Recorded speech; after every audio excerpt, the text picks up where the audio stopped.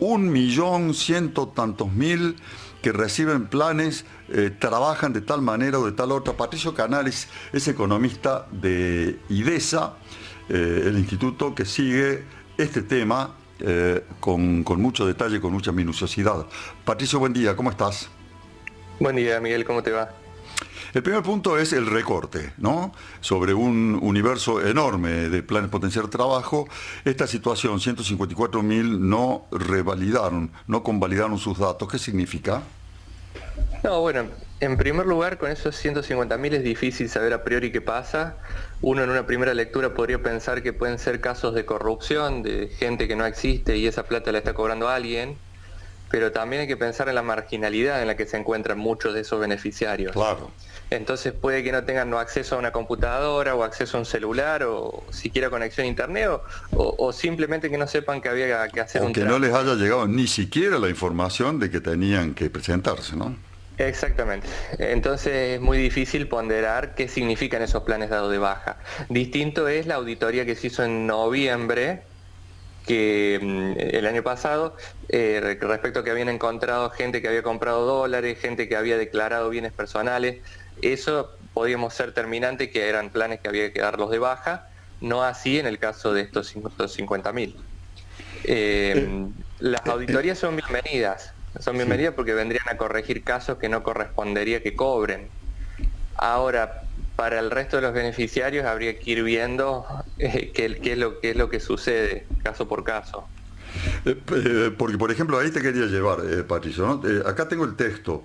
Tolosa Paz precisó que de ese total, 1.134.472 realizan como contraprestación actividades productivas o comunitantes.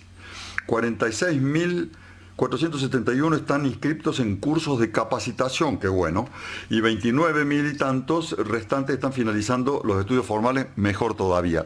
¿Esto es verificable?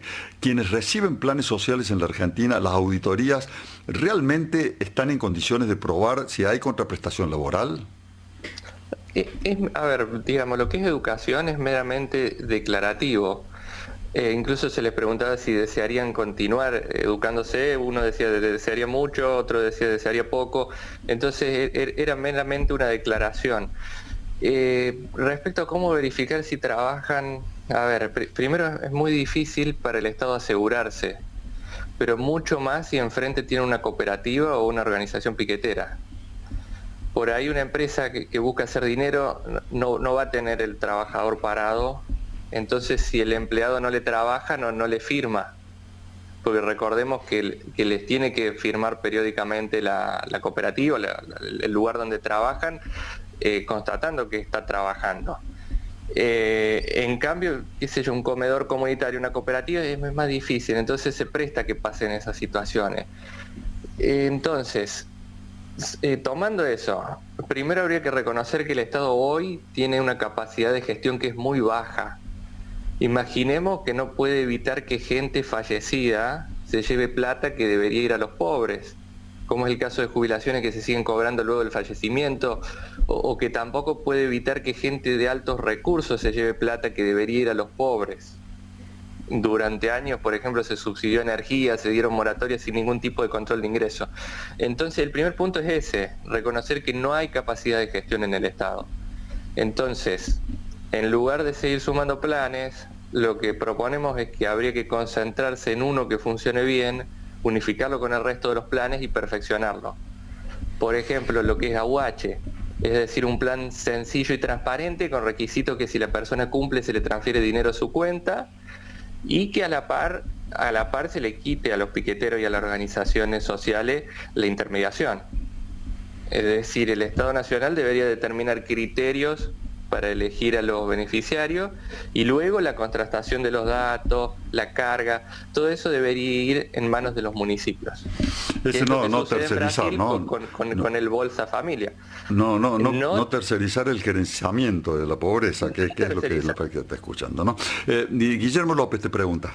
Sí, Patricio, ¿cómo te va? Buen día. El ejemplo que ponías al final del Bolsa Familia de Lula en Brasil es el más a mano que tenemos en la región para tratar de hacer eficiente la asignación de planes, es lo que están proponiendo ustedes. Ahora, La implementación política de eso es muy difícil en un país como en Argentina, con la fuerza que tienen, sobre todo en la calle, este tipo de organizaciones.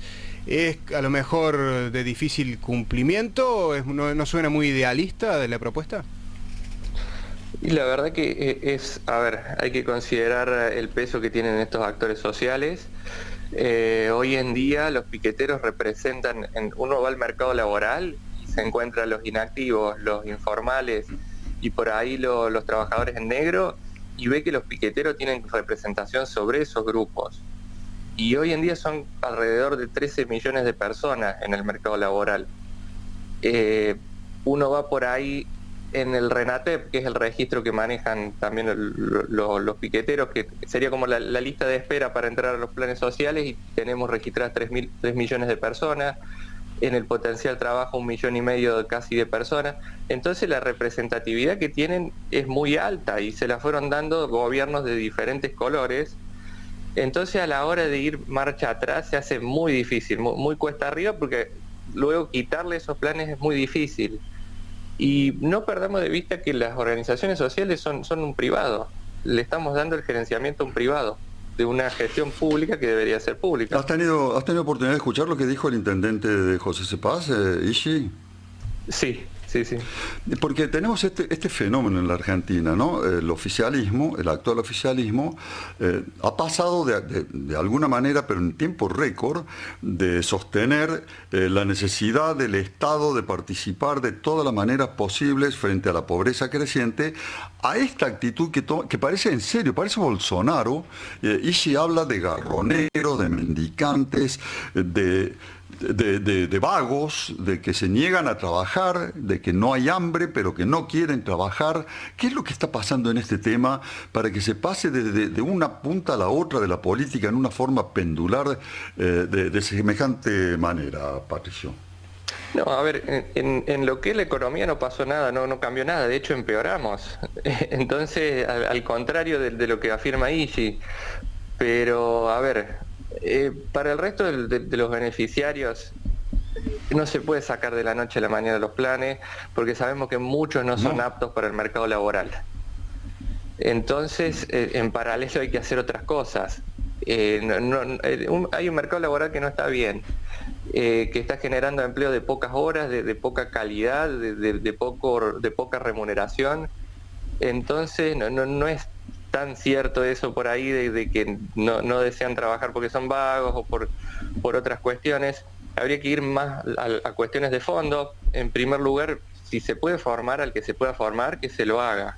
De hecho, debería estar como requisito, no que fuera optativo que la persona se forme mientras recibe el plan.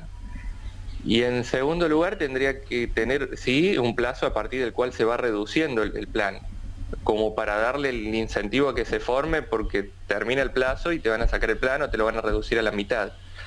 Ahora, al que no se lo puede reinsertar al mercado laboral, bueno, ahí requiere una solución de más largo plazo, que involucre ir al sistema educativo, ir a ver qué pasa con la inversión privada. Entonces habría que empezar a ponderar todas esas cuestiones. Por el momento nos quedamos hasta ahí. La derivación, bueno, esta mañana tempranito lo poníamos después de Ishi, desde la otra punta, también del oficialismo. Grabois lo torea al intendente José Cepaz y le dice, la mano de obra que no conseguís vos. Es brutal, Patricio, porque la acusación de uno es, son una manga de vago, el otro le contesta, no, tu problema es que no conseguís soldaditos para distribuir la falopa. Un nivel de degradación institucional terrible. Te mando un saludo grande, gracias Patricio por tu trabajo. Chao, muchas gracias.